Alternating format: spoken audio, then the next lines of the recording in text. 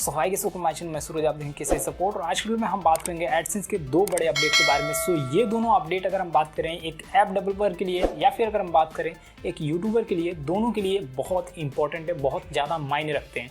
इसमें बहुत सारे लोग कंफ्यूज हैं जो कि क्वेश्चन कर रहे हैं। इसके प्रीवियस में मैंने आपको बताया एक अपडेट के बारे में, सो उसमें बहुत सारे लोग मुझे कमेंट किए। सो वो सारी कन्फ्यूजन है जो कि seller.johnson को लेके है, वो सारी कन्फ्यूजन मैं इस वीडियो में क्लियर करने वाला हूँ।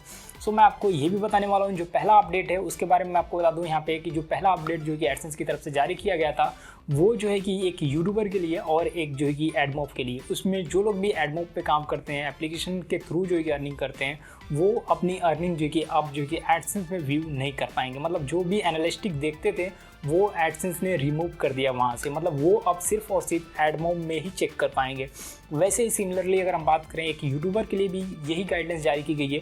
एक यूट्यूबर अगर हम बात करें तो यूट्यूबर अपनी जो भी अर्निंग होती है, एस्टिमेट अर्निंग होती है, या फिर अगर हम बात करें जो भी उसका पेज व्यू होता है, जो भी CTR होता है, वो सारी चीज़ें, वो सारी डिटेल्स जो है कि अगर हम वो जो है कि एडसेंस में चेक करता था। लेकिन अब अगर हम बात करें तो एडसेंस ने उसे भी रिमूव कर दिया है, जैसे कि एडमॉब को हटा दिया है। अब जो है कि एडमॉब में ही आपको चेक करना पड़ेगा। वैसे ही अगर हम बात करें तो अब जो है कि आपको यूट्यूब में ही अपनी अर्निंग को चेक करना पड़ेगा। अब ऐसे में सवाल ये उठता है, बहुत सारे लोग ये कमेंट कर रहे हैं कि CTR हमें कैसे पता चलेगा कि हमारे यूट्यूब का CTR कितना हाई है, क्या है, वो सारी डिटेल्स कैसे पता चलेगी। इसके बारे में मैं एक डेडिकेट वीडियो बना दूंगा जिसके बारे में मैं आपको बता दूंगा कि अब आप अपने यूट्यूब की जो CTR है उसको कैसे चेक करेंगे, पेज व्यू कैसे चेक करेंगे, हर एक डिटेल्स मैं आपको आने वाले ट्यूटोरियल में आपको बता दूंगा। एडसेंस में आप चेक करेंगे तो एडसेंस जो है अपने आप को अपडेट कर दिया है। अब एडसेंस में आप चेक करेंगे तो वहाँ पे जो है कि बीटा वर्जन जारी कर दिया है। जो भी रिपोर्ट चेक करते थे, जो भी यहाँ पे एनालिस्टिक चेक करते थे, आप चाहे वो यूट्यूब का करें चाहे वो जो कि एडसेंस के वेबसाइट का करें, वो सारी अगर चीज़ें हम बात करें तो एक बीटा वर्जन में आपको वहाँ पे अवेलेबल है। यूट्यूब का जो भी अर्निंग है, जो भी एस्टिमेट अर्निंग होगा, वो मंथली जो है कि 15 तारीख को जब भी ऐड किया जाता था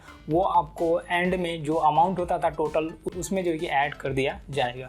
सो ये अपडेट बहुत इंपॉर्टेंट है जिसके बारे में बात करना बहुत जरूरी था। बात करें सेकंड अपडेट के बारे में, जो सेकंड अपडेट आया हुआ है उस पर बहुत सारे लोग कमेंट कर रहे हैं, बहुत सारे लोग क्वेश्चन कर रहे हैं। तो ये अपडेट अगर हम बात करें तो ये seller.johnson करके यहाँ पे ये अपडेट आया हुआ है।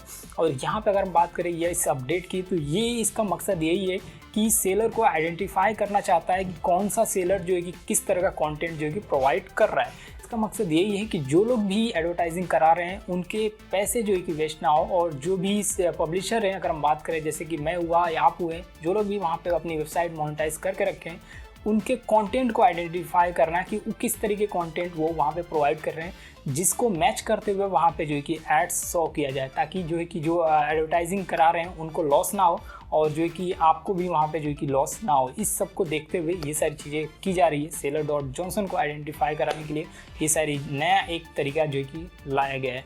सो इसके बारे में एक बेसिक डिटेल्स थी। अगर आप इसको ज़्यादा जानना चाहते हैं तो एक लिंक मिलेगी आपको डिस्क्रिप्शन में, उसको आप जाकर रीड कर सकते हैं, आपको हर एक चीज़ वहाँ पे मिल जाएगी। यहाँ पे बात करें तो यहाँ पे एक्शन का बटन आ रहा है, seller.johnson पे एक एक्शन का बटन आ रहा है। उसको कैसे फिक्स करना है, उसको फिक्स करने के लिए सिंपली आपको एक्शन के बटन पर क्लिक करना होगा। और जैसे आप एक्शन के बटन पर क्लिक करते हैं तो जैसे आप एक्शन के बटन पर क्लिक करेंगे उसके बाद जो है कि आपको दो वहाँ पे ऑप्शन दिखेंगे, दो आप देखेंगे सेलर इन्फॉर्मेशन के बारे में वहाँ पे लिखा होगा, और वहाँ पे आपको दो ऐसे एक्शन बटन यहाँ पे देखने को मिल रहे होंगे।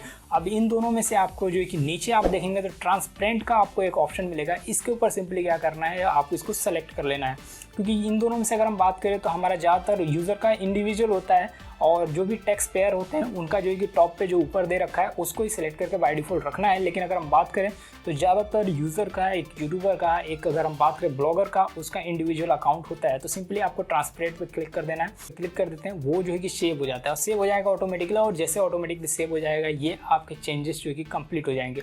तो जो भी आपको इसमें अपडेट था मैंने आपको बता दिया, जो भी चेंजेस थी मैंने आपको बता दिया। और ये दोनों बहुत इंपॉर्टेंट है जिसके लिहाज से अगर हम बात करें तो आपको अपडेट देना बहुत ज़रूरी था। तो आप जिसके लिहाज से अगर हम बात करें तो आपको अपडेट देना बहुत जरूरी था। तो आई होप वीडियो आपको पसंद आएगी। हम लेकिन नेक्स्ट वीडियो में बात करेंगे और भी टिप्स एंड ट्रिक्स के बारे में। तब तक के लिए थैंक्स।